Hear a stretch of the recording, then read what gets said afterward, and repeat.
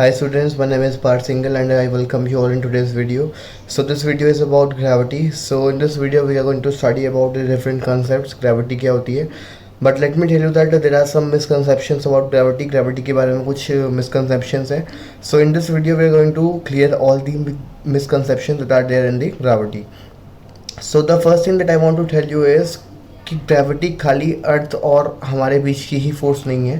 Gravitation force not only that force that earth is attracting any object towards itself. हाँ, सारे हम definition और example हम ऐसे ही देखते हैं. जैसे बॉल आपने देखी, ball is being attracted towards the अर्थ, तो ये ग्रेविटी की वजह से है. But it is not only between the ball and the earth. ये खाली बॉल और अर्थ के बीच के ही नहीं है.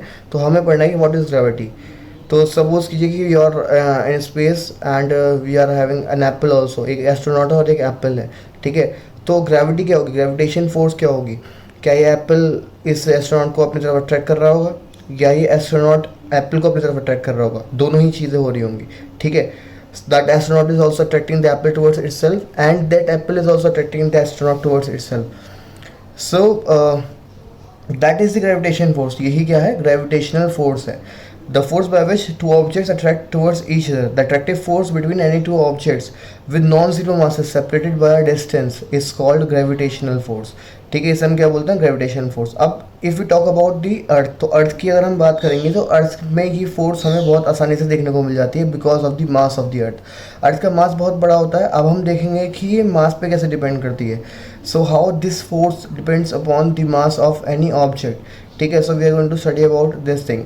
सो in this take earth as object 1 and you are the object 2. so both are pulling each other. ये एक दूसरे को पुल कर रहे हैं. बट ये ऐसा हो क्यों रहा है, ठीक है. तो हमें इस वीडियो में ये क्लियर करना है कि वाई दिस इज़ हैपनिंग. ये इसका रीज़न क्या है, ठीक है. और हमें दिख क्यों नहीं रहा कि अर्थ एस्ट्रोनॉट की तरफ जा रही है. So gravitation force is the attractive force between any two objects with non zero mass separated by distance. Mass क्या होना चाहिए? नॉन जीरो होना चाहिए. और उनके बीच में कोई सर्टेन एक डिस्टेंस होगा. तो distance we always measure from the centre. Not take this as earth and this is an apple. So क्या एप्पल भी अर्थ को खींच रहा है? ऐसा क्यों नहीं होता कि जब दो ऑब्जेक्ट्स के बीच में फोर्स लग रही है तो एक दूसरे को क्यों नहीं खींचते? Why don't two humans get pulled towards each other. या फिर दो स्टार्स एक दूसरे को क्यों नहीं खींचते? तो हम इस वीडियो में ही क्लियर करेंगे कि ऐसा क्यों नहीं होता है, ठीक है. So keep watching the video. So the gravitation force हमने अभी देख देखी कि ग्रेविटेशन फोर्स क्या होती है. The force between the two objects, ठीक है. It is a non contact force, ठीक है, विद नॉन जीरो मासेस. एक दूसरे को ये अपनी तरफ अट्रैक्ट करेंगे. Apple is attracting earth towards itself and earth is attracting that Apple towards itself, ठीक है. ये दोनों ही एक दूसरे को अपनी तरफ क्या कर रहे हैं? अट्रैक्ट कर रहे हैं. बट हमें नहीं दिखता कि अर्थ एप्पल की तरफ जा रही है. हमें खाली एप्पल ही दिखता है अर्थ की तरफ जाता हुआ. सो इसका रीज़न क्या है? इसका रीज़न है the mass of the earth. The mass of the earth is so large. अब जितना ज़्यादा मास होगा उतनी ही ज़्यादा फोर्स हमें विजिबल होगी, ठीक है. सो अब इसमें हमें पता लगाना है कि इसमें एक्सेलरेशन किसका ज़्यादा होगा. So according to Newton second law, the force applied is the product of the mass and the acceleration. तो हमारा जो सेकंड लॉ होता है वो क्या है? फोर्स अप्लाइड जो होती है that is the product of mass and the acceleration. तो फोर्स अपॉन मास किसके बराबर होगा? एक्सेलरेशन. तो acceleration is inversely proportional of the मास. मतलब जितना मास कम उतना एक्सेलरेशन ज़्यादा. तो इस टाइम मास ऑफ अर्थ सबसे ज़्यादा है तो इसमें एक्सेलरेशन सबसे कम होगा.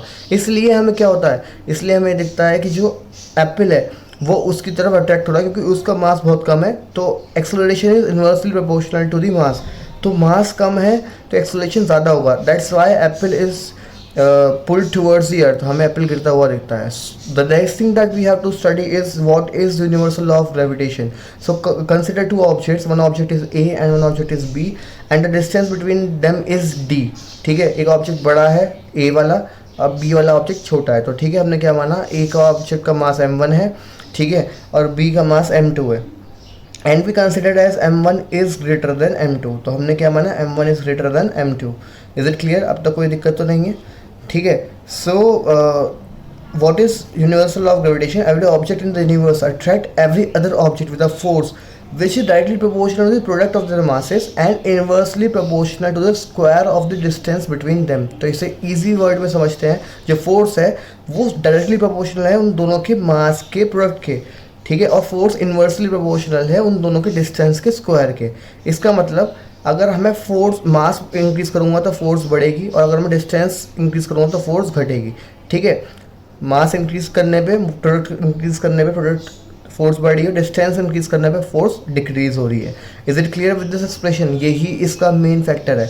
Now when we are going to remove this sign of proportionality, तो यहाँ पे क्या आ जाएगा, यहाँ पे कांस्टेंट आ जाएगा। ठीक है, तो वो कांस्टेंट क्या होगा, कैपिटल जी, इसे कि हम क्या बोलते हैं, gravitational constant. G is gravitational constant, तो इसकी वैल्यू हर जगह क्या रहती है, सेम रहती है, कांस्टेंट रहती है। ठीक है, universal gravitational constant as you can see on your screens. Is it clear?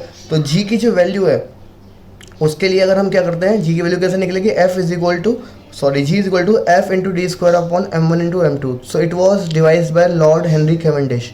ये किसने निकाली थी, लॉर्ड हेनरी कैवेंडिश ने निकाली थी। क्या वैल्यू निकाली थी, 6.673 इंटू 10⁻⁻11। यूनिट्स क्या होंगी, फोर्स की यूनिट क्या होती है, न्यूटन, तो और डिस्टेंस की यूनिट मीटर, तो मीटर स्क्वायर अपॉन मास की यूनिट क्या होगी, kg, तो फोर्स की यूनिट बन गई न्यूटन मीटर स्क्वायर पर kg स्क्वायर।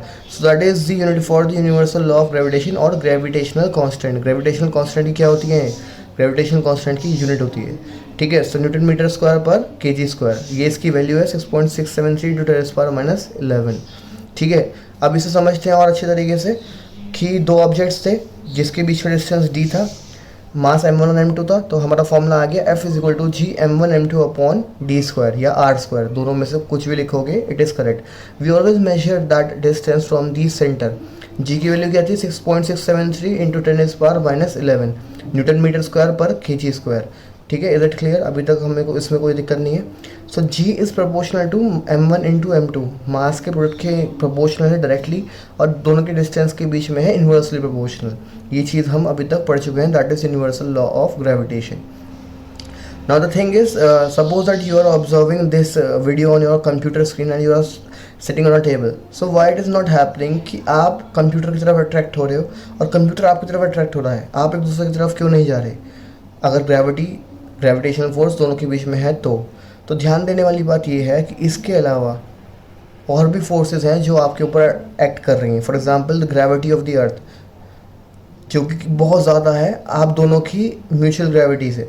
ठीक है, मतलब ग्रेविटेशन फोर्स अर्थ की बहुत ज़्यादा है, तो उसके सामने आप दोनों की फोर्स जो है वो नेग्लिजिबल है। ठीक है, फ्रिक्शन भी बहुत ज़्यादा है। ठीक है, because of which you are at a steady position, आप एक ही पोजीशन पे रुके हुए हैं। अगर ये सारी चीज़ें नहीं होती तो आप एक दूसरे की तरफ क्या हो जाते, अट्रैक्ट हो जाते। ठीक है, तो ये चीज़ थी, ये इसका एग्जांपल था, ये इसका मतलब एक्सप्लेनेशन था। तो जी की वैल्यू हम देख चुके हैं।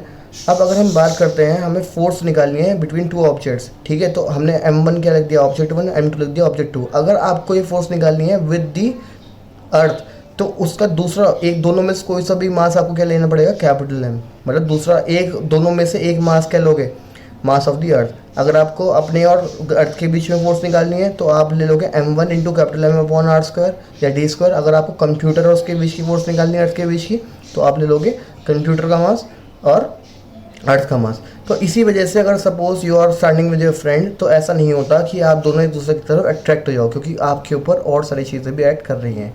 Thank you for watching and that is the whole video.